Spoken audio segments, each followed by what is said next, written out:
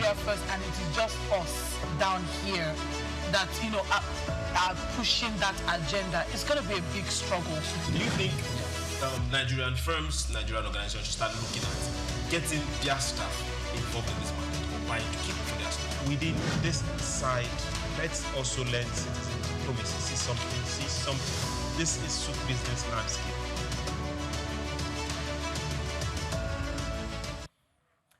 Good morning and welcome to your regular show. This is SBL, hashtag in front of it. That's SOUQ Business Landscape. This is where we talk about not just trending stories, but matters that affect business in your country, affects productivity in your country, affects how we deal, transfer money, lose it, and also market it. Those that are loaning, those that are not loaning. This is where we talk business, development, and the economy. My name is SOUQ, John Rogers SOUQ. Today on SBL, we'll be looking at Dangote. There's this beautiful story that has been coming about the expansion of the refinery. It's been on for about 7 days now, but he's taking it a notch further. We'll talk about that. Trump never ceases to leave the news. Now he has decided to, okay, Canada will put a pause. Now let's put figures to this pause. It's also in the news. We'll get to talk about it. Then what's happening with aviation? Festus Keyamo has come up to say, okay, good, let's start this particular bill. If you are spending government money, then you should start looking at spending those money on local content. We'll talk about that too. I'm not alone on this table. I am here with the fair one. Oiprie, good morning. Good morning to you, SOUQ. I know you always say it's someone that you like to, the kind of people you like to go go into a fight with. But I want to say it's the kind of person I would like to have a conversation with right here and right now concerning some of the stories making the headlines, and also with Amir Mukhtar, who is joining us, whom we always, most of the time, deny him from sleeping. I'm going to bed to join us on the program. You deny him from sleeping? We actually deny him. Everybody should talk for themselves. You deny him from sleeping. Now we also have Amir Mukhtar. Good morning on this side. You tell somebody good night on your own side. Welcome to SBL this beautiful Monday morning. Good morning. Good morning to you. I'm so happy to be here. You're welcome. You're welcome. Your voice sounds nice, though. Okay, now let's get straight to our first story for today, and it has to do with Dangote. He's pursuing an expansion. Extra 5 billion is up there. Now, Africa's richest man, Aliko Dangote, is seeking an additional $5 billion to expand his refinery operations in Lagos, according to newly appointed president and chairman of the board of directors of the African Export-Import Bank, Afreximbank, George Elombi. The revelation came during Elombi's inaugural address at Afreximbank's investiture ceremony held on Saturday in Cairo, Egypt. He disclosed that Dangote personally, put that in quote, reached out to him earlier in the day to discuss the funding request, underscoring the urgency and scale of the expansion plan. The Afreximbank boss said the bank would explore all available financial mechanisms to support the initiative, noting that the refinery is a strategic asset with the potential to reshape Africa's energy security and industrial growth. Dangote's Lagos refinery, which began producing petrol in 2024, is one of the largest in the world, and it seems as a critical step towards reducing Africa's reliance on imported refined petroleum products. The proposed expansion could further enhance its output and solidify Nigeria's role as a regional refining hub. Okay, before we start the official gist and everything, personal communication making official gathering, is it too early? Personal communication. Dangote called him personally, and he went to a public gathering. Okay. I mean, the newly appointed president of Afreximbank. I didn't think it divulged anything that is too big. It's the new man at the helm of affairs of the Afreximbank. Number one. Number two, it is the function of the Afreximbank to facilitate business. I agree. More personal communications right now.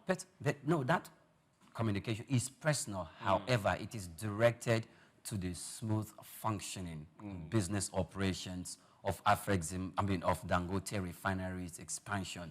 And he felt the need to bring in the Afreximbank because that is the strategic and core role they play. It's their core functions. Officially. Of course, officially, after the it's personal a personal communication? communication, but it's an official communication nevertheless. Okay. So Official I don't communication. think. I don't think. Now let's look at this kind of communications affecting the market.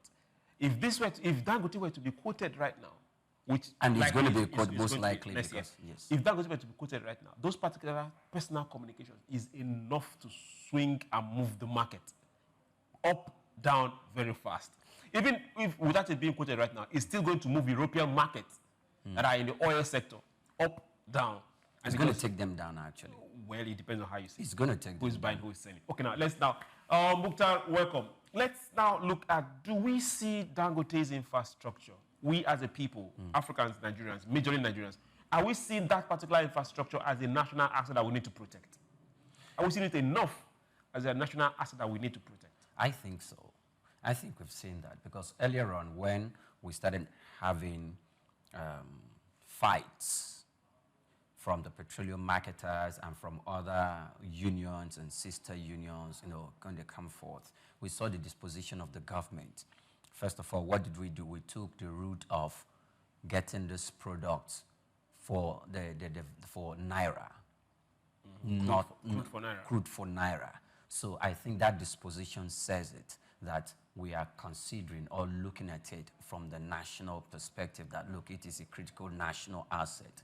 Recently also, we have two very big politicians from the National Assembly, including the Vice President, making statements that the current unhealthy relationship or unhealthy news that made the rounds between the Pengasan and Dangote and the oil marketers should not be, we should not allow that sort of critical national asset to be, drawn into unhealthy union practices that might mar the production and the productivity, the efficiency, and all other benefits that will accrue to Nigerians in terms of job provision indirectly and direct job provision for the country. And also, looking at it not just only nationally, it also expands to the continent-wise, because if you look at the speech of the newly inaugurated man at the Helm of Affairs of Afreximbank, he's looking at it from a continental perspective, that look, this is for the purpose of energy security, where you see most other refineries in Europe that begin to lose the market because of the operation and the function of the Dangote refinery. Most people don't even take their products out anymore. They are looking at establishing a business with Dangote refinery, and that in itself, it's bringing to pass the words of the former president or chairman, the man at the helm of affairs of the African Development Bank, Akinwumi, who said that Africans, when they trade with themselves, when they do business with themselves, then to an extent we can be moving toward our favored destination, and we're looking at industrialization. And we must say, with the main source of production for oil and all other ancillary goods, that Dangote is going to produce, talking about the polypropylene, the fertilizer, and every other thing that may come as a result of this, is going to facilitate other jobs. Other industries are going to sprung up, and they are going to be strengthened in carrying out the job. So this effect is just beyond a national asset. I dare say it's a continental asset. Okay, while you're looking at it as a continental asset, Mukhtar, I'm coming over to you. Now, aside us seeing this as the question up there as a national asset, let's take a look at, there's this particular media company in South Africa. We all know it. They are here. We are their major subscribers, to be precise. And back home in South Africa, they are listed, and they have a unique way of ownership by South Africans. Right now, we are having this particular news that by 2027, 10% of Dangote is going to go out there. Are we looking at Nigerians coming out to own this particular facility because government has failed with NNPC refineries, and now we have this working? How are they going to pave way for more people to come into this particular sector and play majorly?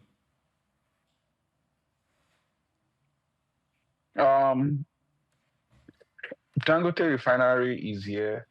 I think Nigerians have always seen Dangote Refinery as our own. and as a national asset.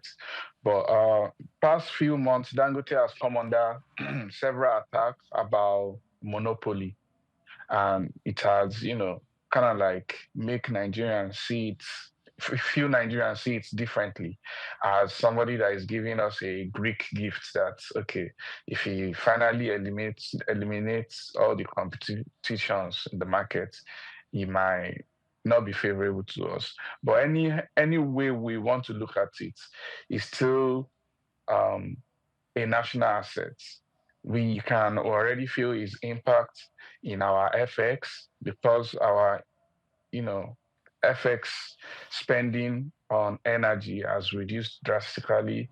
He's earning a lot of FX. He has become the net exporter of Jet A1 to the US. That is a lot of FX for the economy. We are looking at the impact in the labor market. He has employed so many people, about 20,000 direct job, and we can see he's even trying to scale, despite being the largest single train refinery in the whole world. He's still trying to get about 20, increase the refinery by additional $5 billion. And we NNPC's interest in the refinery. NNPC currently have 7.2% stake in the refinery. It is a Nigerian asset. It is a national asset for us. And there's no government policy that stops anybody from coming into the sector. Boa Refinery, that is being built in Akwa Ibom, according to the company, is meant to start production this December. So if anything, I believe by first quarter, we should start seeing Boa products in the market. And I believe he is going to dominate the South-South and the Southeast markets.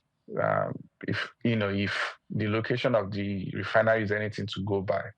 So we encourage more people to come in. Government should continue to make the industry transparent, make favorable policies, make the economy stable, the currency stable, to encourage more people to come into the industry. Because we as Nigeria and as Africa, we are strategically positioned to produce energy that is cost, I want to be careful with my words, that is cost effective.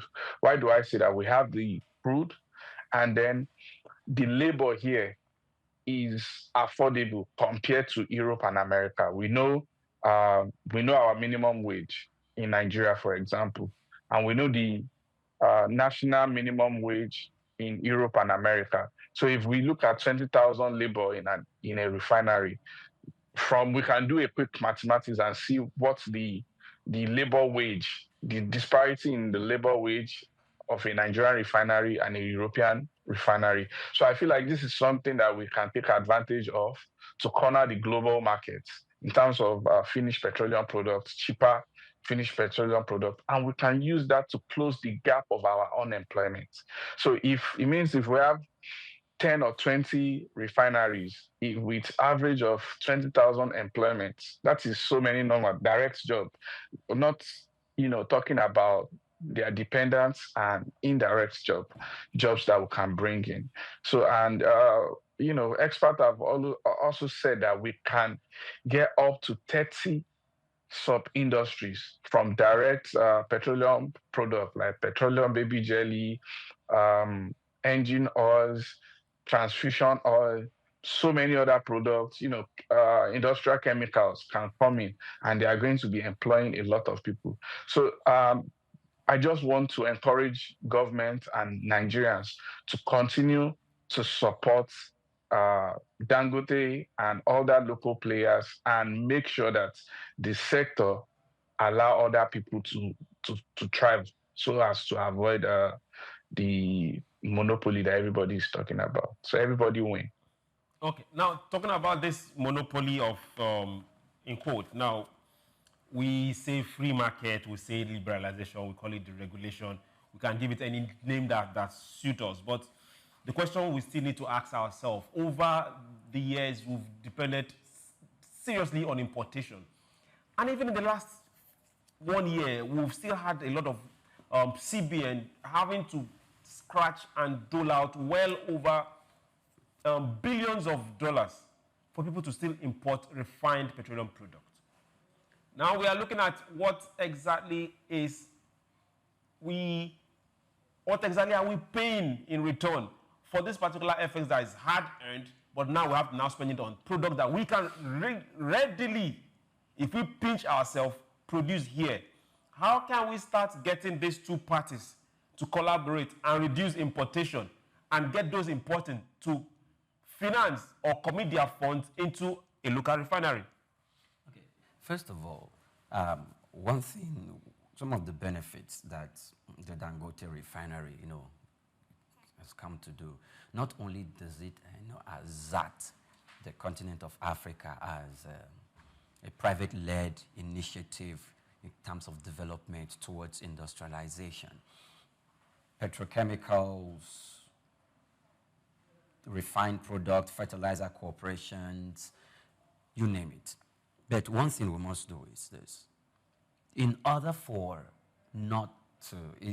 us not to give credence to what the criticism and those who are criticizing Dangote's refinery or himself, the business umpire from that same monopoly, we must allow all parties and all stakeholders to come into play in the industry and in the sector. When you say all parties, which of the parties? Importers or other people that are building refineries? Importers, or the refineries? those who are building refineries, those who are not building refineries, marketers, those who marketers take off from those importing, or from Dangote as refining? From both. Okay. So those who are importing, who are still importing. I know that annually when you look at it, we are still importing petrol to the tune of $10 billion annually. How can we cut that down? No, cutting that down must not be, driven by a stick.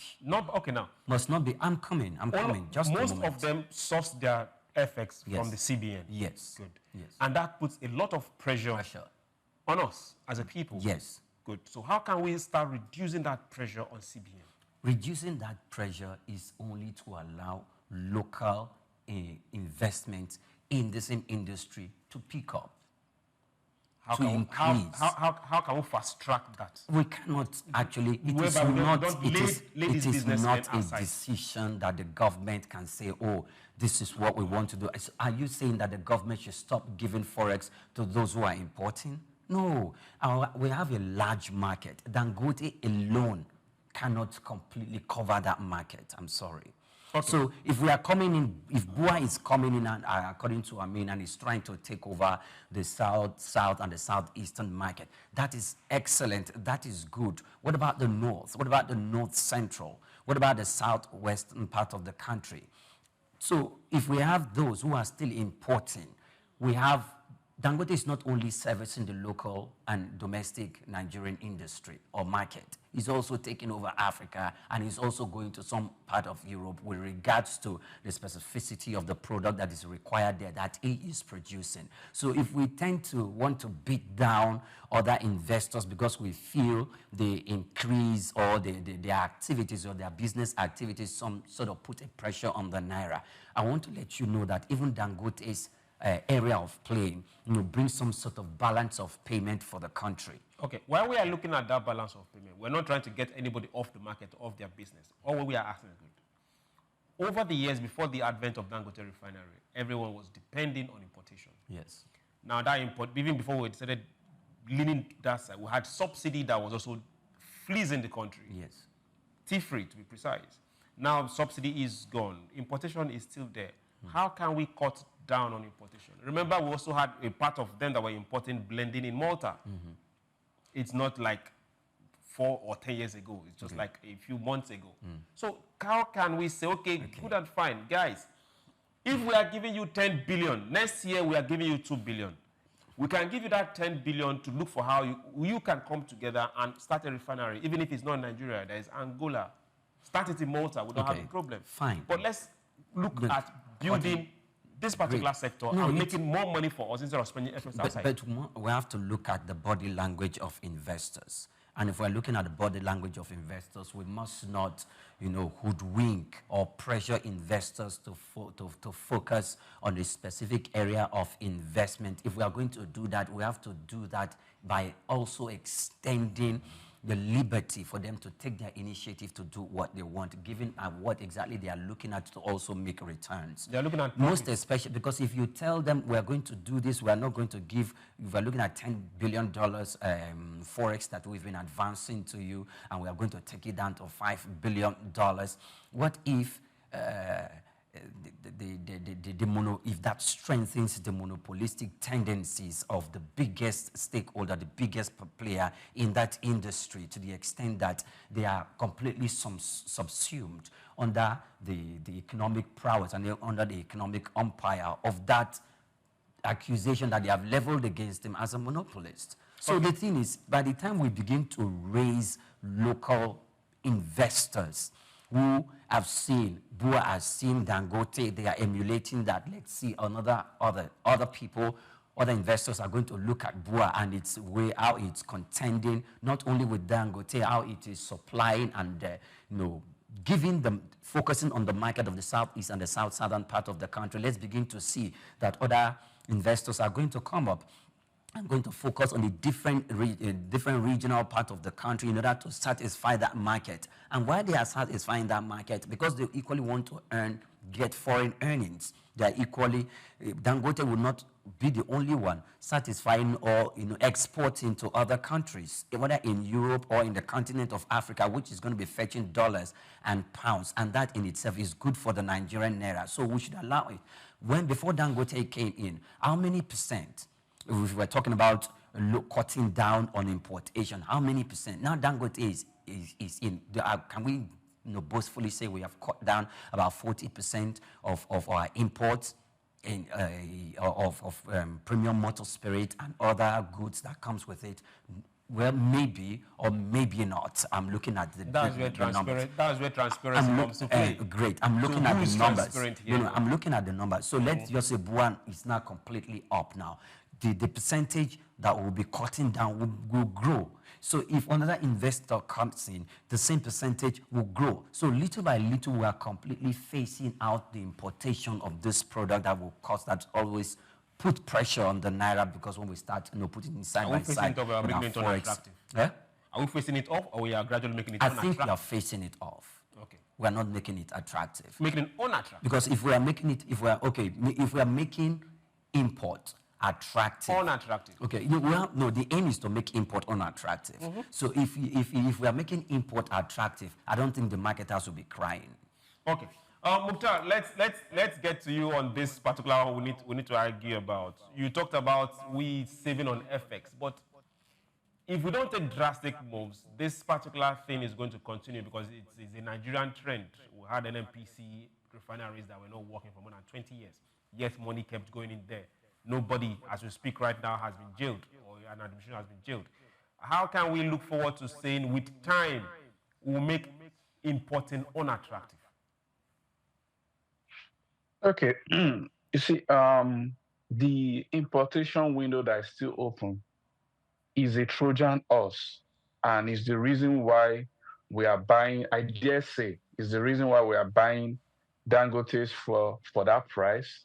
And even the imported fuel is a Trojan horse that the Nigerian government, the brilliant thing that the Nigerian government has done to check the market, because they've seen that the petroleum products importers and Dangote, who is a local refiner, are at loggerhead. So government is using that opportunity to pitch them against each other in order for them to bring down the price. So whoever is giving the people the biggest, the cheapest price, have the market. At the beginning, Dangote said he's not going to reduce the price of his products, that the imported fuel are bad fuel, that these are fuel that that won't move markets in Europe and America. That's the kind of fuel they are dumping in Nigeria. I don't know if we remember this. And everybody say, well, this is what we've been using for 50, 60 years. We'll continue to use it if it's cheap. And then he was forced to bring down his price. So if we stifle the importation, what we are likely to see is the real monopoly in place. We are going to be at the mercy of Dangote Refinery. They are going to fix their price however they see fit. But this importation window checks Dangote. And that is why today Dangote has reduced our importation of finished products to 20% of our consumption. So meaning 80% of our consumption is from Dangote. And Dangote, I would like to correct what Mr. Priye said. Dangote Refinery can satisfy Nigeria's demand. Dangote Refinery can meet all of our demand and still have about 40% to export. It's the single train biggest refinery in the world. So at this point, if any player is coming into the market, they are no longer looking at the domestic market. They are looking at importation, especially to countries around us, Cameroon, Niger Republic, all these countries that we share border with, because it's going to be cheaper to export to them. He pays those countries to bring in this finished product through pipeline that both countries can build together, rather than bringing in ship from Europe. The logistics alone is going to make the energy price go astronomically high. So government needs to leave this window. And if we look at America is an oil-producing nation too. Dangote can only become their net exporter of jet A1 if they still have the export window open. And the only reason why it could have beat that market is because he's bringing cheaper fuel, which can be as a result of cheaper labor in Nigeria. So we need to, because energy is very, very important. We know what happened if there's 10 naira increase on anything petroleum product, it affects everything from transportation to cost of food to cost of service. You go there to cut your hair, your barber is going to tell you that our fuel is gone up, so I have to put 500 naira on what I charge. So it's something that is very, very critical. So he needs to be managed. And whenever you give anybody the single power to do anything, you cannot trust what they are going to do with it, because a single 50 naira on the price can upsurge so many things, can make our life difficult real quick within 24 hours. So the window should be there like a Trojan horse to check on indigenous refinery. And for the refinery to survive, they will have to give us a better deal, because it makes no sense if imported petroleum products is cheaper than locally produced. So how are you producing in Europe and America, paying that so much cost to produce, and it's cheaper than Nigeria with the cost of labor and the favorable conditions that we have here? Dangote Refinery is cited at a free trade zone. That comes with so much benefit, so much, tax holiday for some time. So how can you produce something and is more expensive than something that is coming from Europe? So I like the strategical way of government keeping the local refineries on their toes. Okay, thank you very much. It's up there, and we are saying this. We all need to support individual local businesses here, funded with Nigerian Naira, and growing Nigerian Naira and bringing FX in. Also, just like he said, those particular windows that are open should checkmate every other person. Now let's get to the aviation. There's a story here coming from the minister himself, Festus Keyamo. Now, the minister has proposed legislation mandating all public officials to patronize Nigerian airlines when traveling internationally.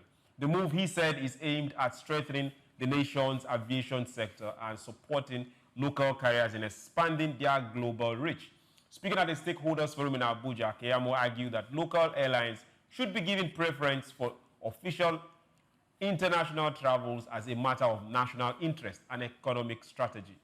He noted that the approach mirrors practices in other countries where governments functionaries actively protect and promote their flag carriers. The minister said the proposed law would not only boost the revenue and viability of Nigerian airlines, but also encourage improved services, standards, and competitiveness.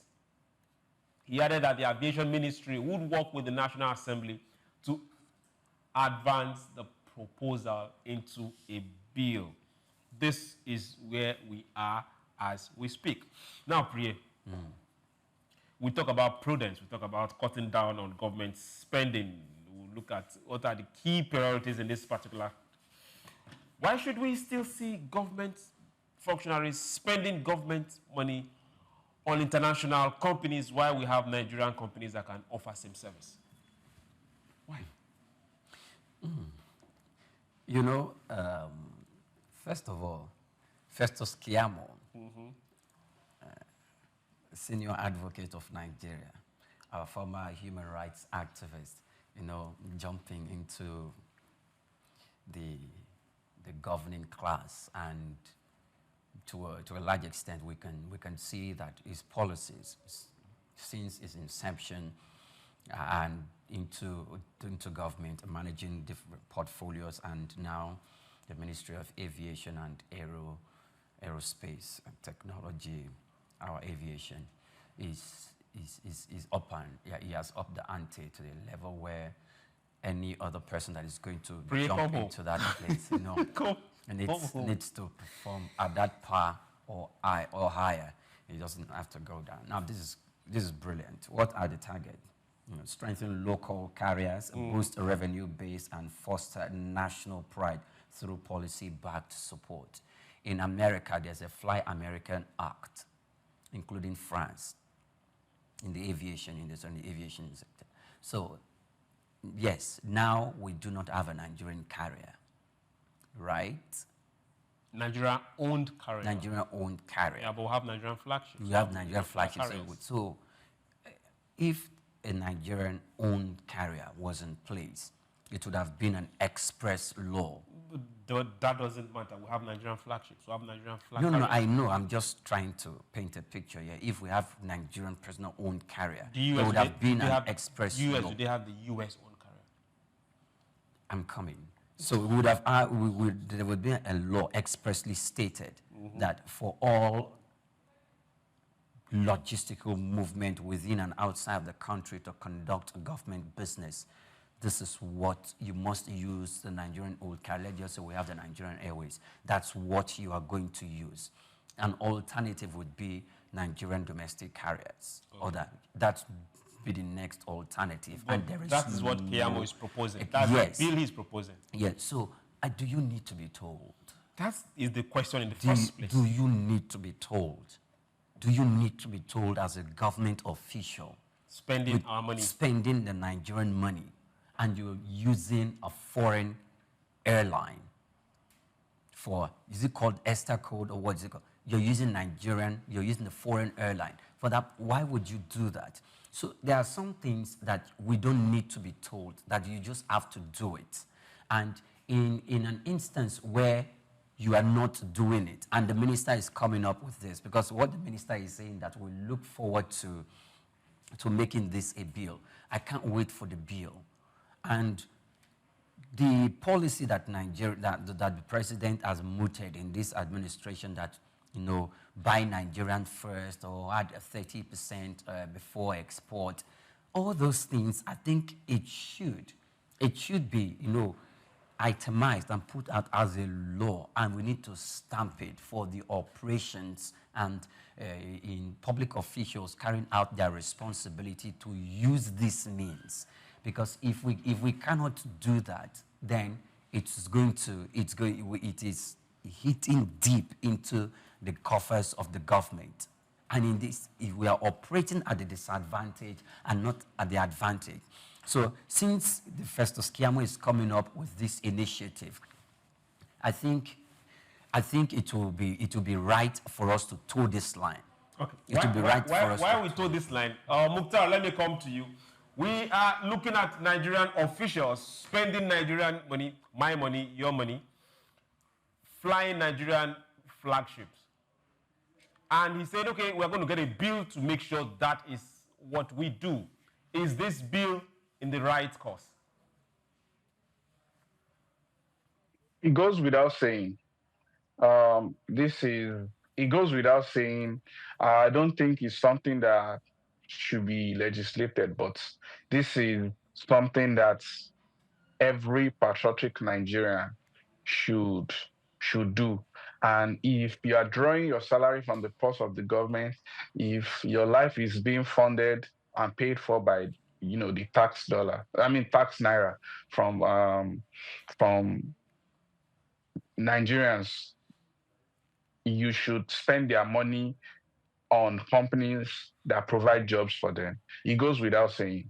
And it's very, very disappointing that government officials don't know the kind of power they sway in our economy and in how much they can sell Nigeria. I give you an example. The official fleet, I'm indicting the president of the Federal Republic of Nigeria. His official car is a Cadillac Escalade. That's an American car that you barely see in Nigeria. And since he got that car when he got to office in 2023, we can see a lot of celebrities riding the same car. KC, Naira Marley, LD Didon, so many of them. Even Portable has a smaller model of the same car, and you see him bragging, "I drive what the president is driving." So that is how much influence the government official and the Nigerian politician, that's how much influence they have. Everybody look up to them.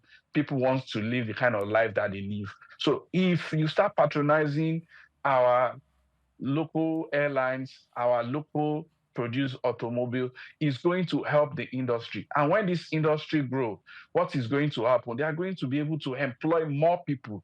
And beyond that, when they grow, they'll be able to have what we call economy of scale. When there is economy of scale, your prices will drop.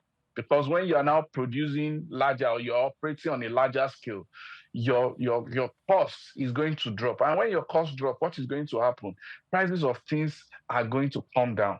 And these are something that, we elect these these people in office to do. So even by their choices, they can be doing that for us. And it's just very, very unpatriotic. America, for example, the mayor of New York for the past 10 years has been flying Turkish Airlines. And he was indicted because on some of those trips, he got discounts. And it took the Federal Court of America to remind him that you are a public officer. You should not be taking discounts from foreign companies that might cloud your judgment when it comes to dealing with them, because Turkish Airlines has an office in New York, which is under your purview. So what says you will not be giving them favorable condition or waiving things for them because they'll be giving you discounts? And they even went ahead to estimate the discount that he's been getting to the tune of $100,000 over the years, over 10 years. That all the trips that you've been doing, this is what you've been getting from these people. So tell us how you want to be fair when you are dealing with them, when they want permits to build their office, when their office fire code is not up to code. And it took President Trump to drop the charges. But that is some of the implications of patronizing, as a government official, patronizing foreign products, because there might be undue influence on you, on policies, on things, which will compromise us as a country. So it goes without saying, as a Nigerian, most especially as a government official, we should always buy Nigeria first to grow our economy. We are talking about keeping our FX. Every time that we buy ticket from a foreign airline on a trip that a Nigerian airline takes, that is an additional dollar that is meant to be kept in CBN for other important things like industrialization, like to improve our life, that we are giving to the foreign countries just like that. And that is jobs that we are taking from our brothers, our sisters, giving to people that don't even really need it, the foreigners. Thank you very much. Thank you very much, Mukhtar. Everybody there, I hope you're hearing it. It's not just the government officials, you say that the person that is has the money has the say. But hey, if we want to grow this economy, if we want to grow this nation, every one of us must get involved. Spend your dollar best possible way in Nigeria and Nigerian companies. We've got a very short break. When we return, SBL will be right back. Hey, don't go anywhere. We're here for you. Take Nigeria because it's the mind that needs to first of all be rebranded. Literally said he's going to be putting Nigerian labor, Nigeria content and materials first. If you say Nigeria first and it is just us down here that, are pushing that agenda, it's going to be a big struggle. Do you think Nigerian firms, Nigerian organizations should start looking at getting their staff involved in this market or buying to keep for their staff? Within this side, let's also learn citizen diplomacy. See something. This is SOUQ Business Landscape. Welcome back. This is still SBL SOUQ Business Landscape. Remember, you can join the discussion, join this particular production on all our social media platforms. Go there, follow us, like, most importantly, share. It's SOUQ Television. It's not difficult. Let your friends know what's happening and let's talk. Now, let's tell you what's happening. Rural economy, Bank of Agriculture, they are in it. Now, Bank of Agriculture and the Immigration Organization, now they are coming together and launching a $200 million fund for internally displaced people for rural growth. Now, the Bank of Agriculture, BOI, in collaboration with the International Organization of Migration, they have secured a $200 million livelihood support fund aimed at empowering displaced Nigerians and enhancing rural economic inclusion. The initiative seeks to support internally displaced persons and vulnerable rural population with access to finance, skills training, and macroeconomy enterprise development. It also aims at promoting sustainable agricultural practices, improve food security, and restore livelihoods disrupted by conflict and insecurity, especially in northern Nigeria. The Bank of Agriculture officials say the fund will be deployed through targeted community interventions and implemented in partnership with local cooperatives, NGOs, and state government. The project aligns with the broader national effort to address humanitarian crisis while fostering resilience and long-term economic recovery in underserved communities and regions. Now, my thought when this particular story was flying around was this: Are we looking at resettled internally displaced persons, or we are looking at internally displaced persons within IDP camps? Where exactly are we focusing on? Aside communities that are underserved, are we looking at these people that are already displaced in camps? We're looking at those that have left the camps and have been resettled. All of them should be included in the frame of things. If we say all of them, then the next thing I'll now get to ask is, how do we monitor this impact? They have the numbers. The authorities that monitor and look at the numbers of those who have been displaced by way of terrorism, banditry, by way of even natural disasters, or by way of any other antisocial activities that has had a wide-scale negative impact on Nigerians, know the numbers. And we have internally displaced persons camps, scattered in the northern part of the country, most especially those states that have been bedeviled with banditry and terrorism activities. So they have the numbers. And these camps are not only just living in isolation. Sometimes they have security stemming from the Nigerian police, the Nigerian army. So they have the numbers. And not just that, we know that civil society organizations equally pour in their resources and carry out their own monitoring activities to watch how people fare in internally displaced persons camps and bring reports to the government outside the core, regular, conventional channels that the government obtain reports. The civil society organizations, by way of their benevolent disposition, equally carry out the reports. And sometimes they come to the media to say this and this and this is what the government needs to do to assuage the economic plight of those we have in the internally displaced person camps.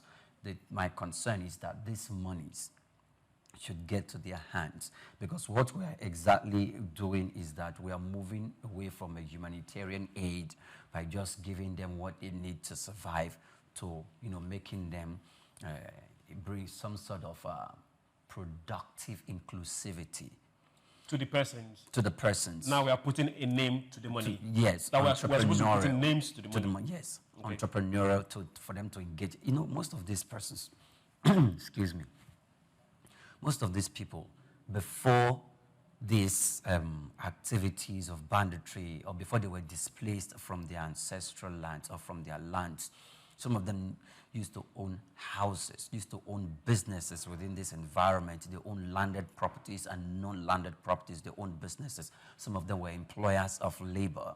Imagine those people moving from employers of labor to the pittance that is coming to them for them to survive in camps by way of they can't work for themselves. They don't have a place to sleep. They sleep in makeshift infrastructure, makeshift structures, and that's when the government, that's surviving from handouts that the government is giving to them. Now, they are going to be moving away from that place to establishing and setting up something from these monies. So the thing is, the government, this is part of it, where the government should monitor, not just only monitoring. The government should make sure that the ICPC and the EFCC are carrying along, yes, in monitoring the way these funds are disbursed and the people to whom they are disbursed to. We need to have a very, very good list, or there must be, apart from having conditions on which they've been given this money to start up their businesses, they also, those who do not have businesses before now, need to be tutored and mentored on what they need to. Training is part of the exercise, and it's Bank of Industry, Bank of Agriculture, so it's more of ICPC. Yes, so it's more of ICPC. So we need to have people on ground from these government agencies to monitor not only the way the funds have been advanced to these people, which is in form of credit, but most likely it depends on the way they are going to equally channel this monies to use it, not only from their own for their own good, because at the end of the day, they are going to be employers of labor themselves. Okay. And this is going to not only take care of their personal needs, but also take care of the needs of their society. And most especially, there must be a plan by the government in returning these people back to their lands where they were displaced. Because if that is not achieved, then all the criticisms and all the suspicion that has been raised from different quarters might just become something that is not far from the truth. Okay, Mukhtar, I'm coming to you now. Mukhtar, I hope you're there. I'm here. Okay, now, Mukhtar, we're looking at a high-level initiative for very low-level, personal, in some cases, basic poor people. Priye talked about ability to resettle them away from the ID camps and take them back to their regions with peace and all the issues resolved. But now we're looking at $200 million. This is a lot. And they've mapped out a large part of the north. How can we stand and monitor this particular program to make sure that, apart from the money getting to the people it's going to get to, they are able to utilize these funds and multiply it and be productive? Personally, I think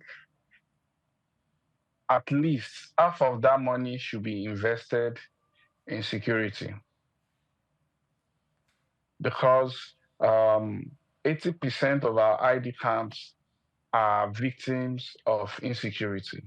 So if we want to resettle them, we have to guarantee their security.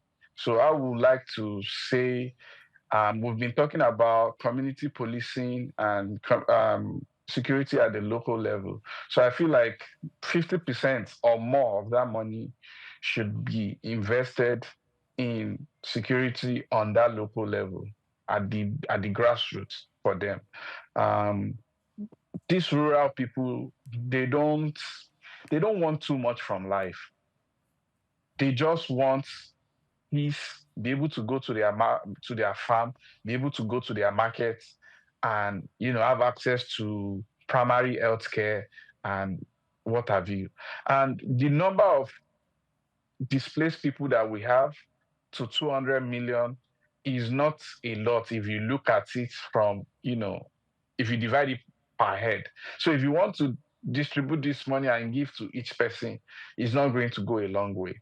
And, from looking at past experience during the time of President Buhari, they gave a lot of farmers money in the north to create employment. What did we see?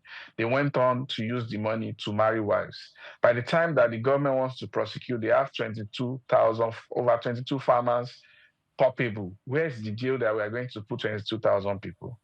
So they just have to let them go, and and the money just fizzle into the air. So my own suggestion is to guarantee security for these people while we take them back into their various communities. Houses that are bad in those communities can be fixed. Their roof, their major things, get their water running and all that. Something that is more communal that everybody can benefit. And they can most people in the rural areas, 90% of them are farmers. They can go back to the farm. And that was the initial problem that we have with food prices, because a lot of the farming communities have been overrun, from Maiduguri to Zamfara to Katsina to Kaduna to Middle Belt. They are all farming communities. That was the major problem that we first have with food insecurity and food prices soaring. So we just need to help them settle and secure them. That's the most important thing. They will find the way around their life. These rural people, they are not white-collar people. They are not, they can't build businesses there because they are mostly unemployed people. What they know how to do best is farming on high scale, and sending food to the urban areas for money, rearing their cows. And, that's for the northern part of Nigeria, that's what they do in these rural areas. So we should not just send them back to their debts or send them back to go and face what chased them in the first place. We need to secure them. However, we are going to do it. For every problem, there is a solution. Nigeria is not the biggest landmass country in the whole world. America is way bigger than Nigeria, and they can secure every inch of their country. So we need to be able to do that. So however we want to do it, that responsibility is with the government. And experts can contribute and send their ideas, but we have to be able to secure the lives and property of everybody and every inch of this country. Thank you very much. We have to secure the lives and property of everybody and every inch of land owned by us, yes. Nigerians. 2025, what is the industry, or which of the sectors had the highest chunk in the Nigerian budget? I think that should be security. So looking at $200 million, and if we were to give about $50 or $100 million back into security, we must look at how much that the security has finally got disbursed and allocated to concerning the budget, and how much has been channeled towards catering to the problems that the internally displaced persons are facing. The Ministry of Humanitarian Affairs and Disaster Management itself is equally contributing their own. In fact, I think that's even their core responsibility, to take care of this displaced people. So that $20 million, if we are to be bringing half of it into that place again, to security, to tackling security or making security measures available, I think we'll be taking too much. Not too much though, but we must allow how much has been prescribed, allocated by the Nigerian budget to take care of those needs. And these should just be focused on these persons. Yes, some of these people own houses. Some of these communities, the government sometimes claims that it is now peaceful, they have been completely secured, and we need to relocate these people back to their house, to these places. When they get back to these places, how are they going to start all over again? That's where this monies are coming into. So and also the Ministry of Internal Affairs. Internal Affairs. Also NEMA. the national emergency, a whole lot of civil society organizations are working in that particular They are sector, working in that space. But these people, we need to get them starting all over again. Because if they are going to be going back to the farms, of course, they'll need seeds to go and plant. They will need to till, and some of them would need a workforce to engage, to work in those farms again, okay. As long as it is completely secure. Let me bring you this way. Because we are saying the north. There is an IDP camp in Edo State. South, yes. And a lot of the people in that IDP camp came all the way from the northern part of the country. So how do we get them, how do we include them in this particular allocation that we are mentioning the north? The government has the list of IDP camps scattered all over the country, whether it's in the northern part of the country or in the southern part of the country. So when we are disbursing this money, we have to make sure that it covers all the IDP camps.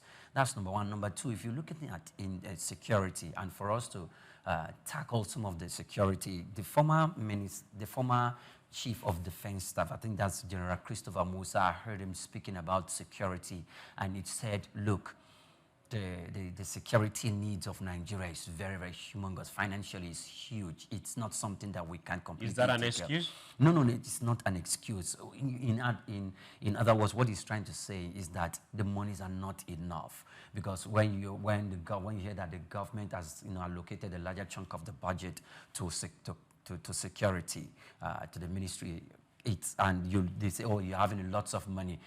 He's telling you what these terrorists, what they do, they plant mines, landmines or bombs, and the way they are mined underneath the ground, and it delays the Nigerian army and the Nigerian security agencies from trying to get to where the terrorists are. So even when they are committing some atrocities in these villages, they need to go step by step to figure out all these. I've forgotten the specific name. He called them, I just want to learn, please. These names of these bombs that have been planted. So the Nigerian army need to get them out on the road one by one. So if they're going to, we need to pay if they're going to, for each of demining or what? Sometimes they are working in several communities where they need to take down these terrorist activities. And one of the hardware that you need to use to monitor, to get some of these mines, these bombs that have been mined under the ground, for you to get them out, one of them costs about $100,000. So if you are going to be taking $100 million to that place, you're just going to $100,000. That's just 10 communities that is to tell you how sophisticated these bandits and these terrorists are, and you don't want to lose the Nigerian military officers who are fighting these people. So sometimes when you experience some form of delay, you know that they are doing their bidding in the field of fighting terrorism, but it requires both money and a lot of manpower. And that is where, if we are taking lots of money from the Nigerian government, the allocation that has been given to security to take care of that, it in itself, and they're telling you the dollar is now 1,500 naira, and before then maybe the dollar was less, and you see that the money has shrunk. So we should look at that, but you know what, we should not completely forget those from whom we are trying to secure, because after we are done securing them, they need to eat, and this money must be channeled towards that purpose. Okay, where we are channeling the money is towards the purpose for which it was meant for. We, as a people, we won't take excuse for somebody whose job is to secure us, and you could not do that. You have no excuse. We cannot say General Christopher Musa didn't do that job. He did. I'm not talking about the Nigerian army. Excuse me, I'm not talking about him, or I'm just saying, if your job is to secure the people, you secure the people. We don't take excuse from that. And we are glad they are doing that. Thank you very much. We'll go to our next story, and it has to do with local government. 767 Nigerian local governments lack websites, despite 8.93 trillion naira allocation. Now, despite receiving 8.93 trillion naira, I'll say it again, 8.93 trillion naira in the federal allocations between 2023 and 2025. 767 out of Nigeria, 774 local government areas still lack functional websites. I hope you don't give them an excuse now. For not having website. For not having website. Tell me that they don't have data in their place. Let's keep going. Now, the glaring digital gap raises serious concern about transparency, public accountability, and citizens' access to governance information at grassroots level. Digital governance experts argue that in an age of open data and e-governance, the absence of basic, keywords there, basic online infrastructure reflects poor prioritization and undermines efforts to improve local service delivery. Okay, this is where and where we find ourselves. A full functioning local government that is receiving well over $1 billion in this period, well over $1 billion, have no functional website. So, dear Oyimpri, your local government.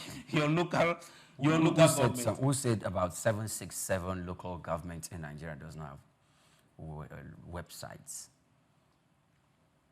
You just heard it. You just heard it now. Who is giving that report? You just heard it now. That all the local governments don't have websites? 767, not all.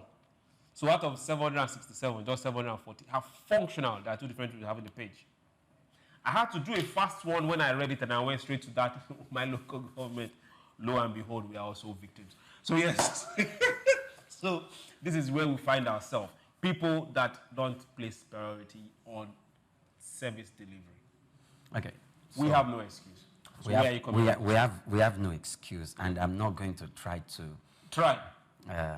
say anything, but I'm going to put the onus on Chooks and those from his local government and those that the local government into government, because you want to get to this local government as one who live.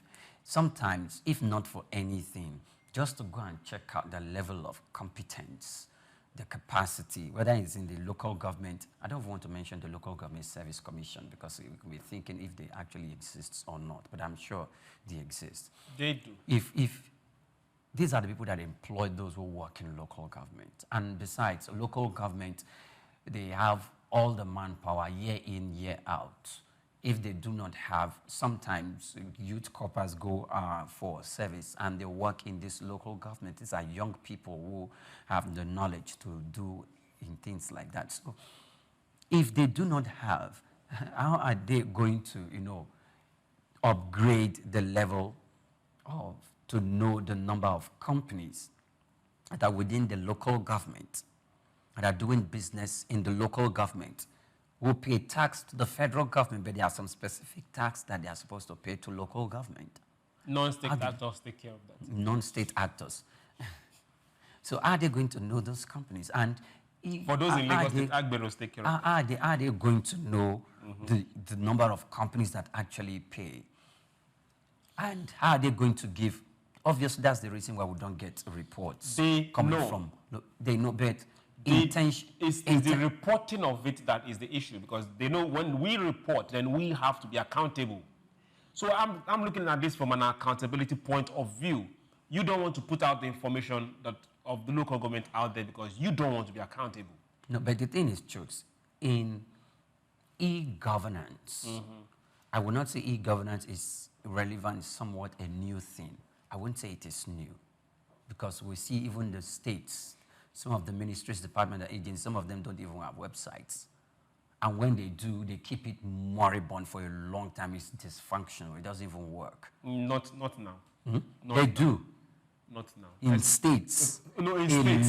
Yes, I'm talking about states. I was talking about federal. No, not federal. In states. It still boils down to this same in accountability issue. E-governance, we are not, as far as the local government is concerned, we are not at that place where we can say we are doing anything concerning e-governance, reaching out to the people that within our vicinity, or trying to get relevant information on trying to be, because like you said, they'll be held accountable. Okay. Mukhtar, I'm coming to you right now. I'm very sure this also hits you like brick. 767 out of 774. No functioning website compared to the amount they've been taking over the years. What excuse do we have? I'm very familiar with this, and it's something that I'm very passionate about. and I've been following the Ministry of Digital Economy. First of all, we need to understand that Nigeria is not Lagos or Abuja. About 600 of our local governments fall under rural areas. A vast land of Nigeria is still rural areas. I say again, Nigeria is not Lagos. A lot of places, if you go to most states, it's only the capital city that is developed. And the capital city at most has maybe 5 or 6 local governments. The rest of the states, usually 10 local governments, they are rural areas with no connectivity. So how do you expect a local government to run a website when they don't even have internet connection? How do they update the website? And then who are they updating the website for? Mukhtar, phones work in almost everywhere in Nigeria. No, I places that are under the authority no, sir. I go to my village. My village is in Kwara State.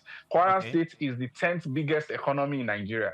It's not a poor state. In my village, there's no telephone network. You have to go and climb a tree or climb it. Yes, because it's not there. Why would MTN manage a mast? Do you know how much? Hold on, let me land. How do you know how much it costs MTN to manage a mast? So in a village of 2,000, 3,000 poor people, how much are they spending on airtime for MTN to now put a mast? That is why the federal government is doing the project of 774 connectivity. They started the first pilot, which is 47 local governments in 7 states. They've connected it. Now they are looking for funds to connect the rest. I'm telling you, more than 600 local governments in Nigeria is dark spot. Even in security, if you read the military report, they'll tell you some villages, they have to drive 30 minutes, 1 hour, 2 hours to be able to call to say we are under attack. It's in the security report for over 10 years. Hold on, Mukhtar. For the military can't give us that kind of excuse because they are supposed to be using satellite phones. If the bandits can use satellite phones, then we don't have excuse. Okay, like I'm telling you, this is an area that I'm passionate about, that I know how it works. In my village, we have only 8 policemen with no satellite telephone. So if the village, and it's a village of 3,000 people, so if the village is attacked, tell me how you want to, the police, just 8 police, so they just lock themselves up in their police station. And whoever, my village came on the national news about 3 weeks ago. 13 people were killed in Kwara State, in Kwara South. 13 people were killed. And these people came in the morning, and they came around 6 a.m. They were there till like 12 in the afternoon. There was no help in sight. This is a matter that was discussed in the National Assembly. I say again, most of the Nigerian local governments are dark spots because our telecom industry, they don't do CSR. They don't build masts in a place where they cannot make money. So if your community is not a lot of numbers and there are not people that have money that will be buying 5,000 data, 10,000 data, 20,000 data, they don't want to put their masts where they will be running diesel every day to give you network, only for you to be, not making calls or using data. Okay, Mukhtar, me and you, we know that you don't need to be in that particular village to run that website. Both of us, we know. Me and you, we know that the billions the local government are taking from the federal account. Most times, all the state commissioner of finance go to Abuja to go collect that money. All of them. Me and you also know that this local government chairman, they go to Abuja. Me and you, we know. So they have no excuse for not having a website. They don't even need to. They don't even need to function a website from the village. We know. Hold on. Hear me out. If you are a local government chairman, are you saying you are going to put your IT department where you don't have internet, you cite it in the capital city that might be 4 hours away from your office? How do you even have regular communication with your IT person that is updating the website? Mukhtar, how many companies are updating and functioning their websites from India and are in the States? It's just communication. It's simple communication. This particular That's what I'm saying. Hold on. This particular issue you're talking about right now, I'm just giving an example. If your local government had a functioning website that was interactive, and when that issue happened, whoever was managing it was putting out that information from wherever that person is managing it from, don't you think it would have reached more people? What information are you talking about, sir? I'm talking about this particular information that happened in your local government, where it was ransacked by bandits. It's on the national news. It was discussed on the national, on the floor of National Assembly. I'm talking about as of when it was happening. If someone was updating it on the website, it doesn't matter where that person is. People will take note of it. Okay. The billions they are collecting. What are they let me tell you what you are saying. I'm saying there is no network. So now, even if I'm in the village, hold on, hear me out. Hear me out, sir. Okay. If I'm in the village and there is an attack and there's no network to tell anybody to communicate with the outside world, how would anybody get the information to update the websites? It's a dark, that's why they call it dark spots. I'm telling you again, listen to me. Villages, sometimes they drive, somebody will drive for 30 minutes, for 1 hour, for 2 hours to get network to now say, we are under attack. Is that bad? And this is a case of life and death. And we know the response, the average response time of security agencies in this part of the world is average of 6 hours before they even move an inch. If you report any crime in Nigeria, averagely, it takes 6 hours for anybody to move an inch if they are going to move at all. It's what we know. 6 hours is enough to level a local government. That's what we've been seeing over the years. Okay. That's now, why the government is trying to... I agree with you on that side. But on the side of each local government not having an information page alone, no, I don't agree with you on that. I hear you, but I'm saying... That is not from that local government. I just tried checking up something on my own local government, and I was asking myself, we even fall victim to this. We are not in a rural area. I hear you, but I'm saying we cannot build something on nothing. I feel like the foundation is, and which is what this administration is doing, connect all the local governments to internet. So it should, and they are using fiber cable. So it's not a mast where you need to be buying diesel every day to keep the network. It's cables. So let them run cables to all the local governments so everybody have access. We've discussed this issue on this table, why we need the connectivity. That is what you are going to build every other thing on. Information, security, education, health. We need that. But we need to connect it. Is that an excuse for them not to have a website? I mean, when we don't have internet in Nigeria, nobody has Facebook. Facebook is important, or LinkedIn. I think it's not it has not been given priority.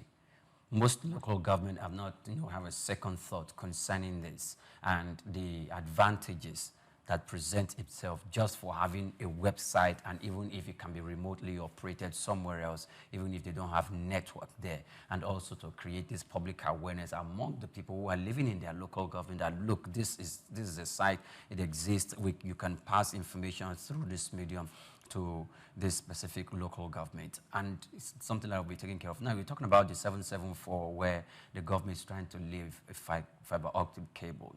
The government is not only going to do that, the government should also make sure that security is in place to protect us, because it's in this country we've seen people go to vandalize rail lines to cause rail to derail. They've gone to vandalize public infrastructure to remove those vital part of it. The solar power on the roads, the people climb those poles to remove the solar system that will charge, that will get its charging from the sun and to power the lights. People steal those things. So whilst the government is taking on that specific huge, humongous project of laying fiber optic cables, it needs to equally, put some form of checks in place so that that gigantic project would not be derailed or be nullified at the end of the day by this miscreants. Okay. We look forward to having having every local government have at least an information page where it doesn't matter where is controlled, where your remote, whoever is wherever and filling up the place with information. But hey, have a website. You can't have this money coming in every month and you can't. A functioning website, even if you don't want to be accountable, at least just have something. And also, out there. this local government are manned by quite, people who are not tech savvy, who don't even want to. That's the reason why an investment. That is the reason why they cannot set up this sort of infrastructure or this kind of anything for them to improvise or have a service. They don't do that, and you can tell where they don't or they don't want to. They don't want to do that because they feel like, look, this is a new thing. Because if we start looking at those who are employed at the local government, at the local government level, look at those who are employed. Some of them cannot even use Android phones. Who told you that? Some of them can't even use Android phones. Let's go to the next story because this excuse is not holding water. It's not an excuse. We are looking at something from different perspectives. Let's tell you something good news before we round up for today. More public service announcement. Infrastructure. Now, Warri Itakwe rail service is resuming on Wednesday after checks. The Warri Itakwe train service will resume operations on Wednesday following scheduled maintenance and safety checks. The Nigeria Railway Corporation announced the move is aimed at ensuring safe and efficient travel for passengers ahead of year-end rush, according to the Nigeria Railway Corporation. Online ticketing will reopen on Monday to allow passengers to plan their journey in advance. The rail service, which links part of Delta, Edo, and Kogi State, has been temporarily halted to conduct thorough inspection of locomotives, track, and other infrastructure components. Authorities assure that all technical and safety protocols have been addressed and passengers can expect improved service reliability. Okay, congratulations to everybody on that neck of the wood. Just know this, the train service is back. And you saw those Naira notes, you have to pay for the service. it's not free. But good thing is back, and as you prepare for the end of the year rush, you are going to have those service back. So congratulations to those there. And to Nigeria Railway Service, big ups, extend your services. Yeah, it's something good because we're looking at Edo, Delta, Kogi, business, economic activities, movement. Now, if it's going to be as viable and efficient like the one taking place from Lagos to Ibadan, and then businesses, people can live there. People can work in Lagos and live there. And live in Ibadan. And if you work in Lagos, you earn high, and you live in Ibadan, your expenses become low. So it's not a bad idea at all. Okay, Mukhtar, thank you very much. What do you have to say to Nigeria Railway Corporation? I want to tell them to continue this connectivity to every community, to every state, every local government. This is a very, very good form of transportation, especially to move goods and services safely. Tankers falling on people, tankers burning here and there. Rail service can, save us from this nightmare. So we want to encourage them to continue to do and make it safe so that more people can take it, consider it as a alternative form of transportation. We don't want bandits attack, and we don't want trains derailing. So this shutdown was for maintenance and for checks. So it's a welcome idea. So we just want to encourage them to continue the connectivity till you get to every inch of this country. Okay, thank you very much. I hope you heard him say till you get to every inch of this country. Mukhtar, thank you very much, and our heart goes to you and your community. We pray that the needed security and supply of everything that is needed to get the people back to their livelihood will come soonest. Thank you very much. Thank you very much. Priya? Yeah. Here we are. Yes, here we are. It's a very good place to draw the curtain, and it's a very fantastic conversation we've had on the program today, and I look forward to having the same come tomorrow. Okay. Thanks for watching. I'm Oyi Priya Krumale. Okay, thank you to everyone out there. Remember, go join us, be part of this particular conversation. Go to all the social media platforms. It's SOUQ News Television, SOUQ, S-O-U-Q, Television. Click, follow, like, and most importantly, share. Let's do this again. My name is Chooks, John Rogers Chooks. Have yourself a beautiful Monday. Take Nigeria, because it's the mind that needs to first of all be rebranded. He said he's going to be putting Nigerian labor, Nigeria content and materials first. If you say Nigeria first and it is just us down here that, are pushing that agenda, it's going to be a big struggle. Do you think Nigerian firms, Nigerian organizations should start looking at getting their staff involved in this market or buying to keep for their staff? Within this side, let's also learn citizen diplomacy. See something. This is SOUQ Business Landscape.